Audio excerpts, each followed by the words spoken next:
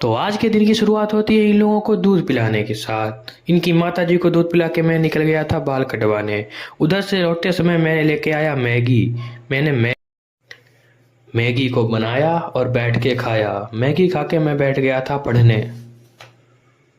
थोड़ी देर पढ़ने के बाद मैं निकल गया था शाम को खेलने, क्योंकि ये सबसे ज़रूरी काम है।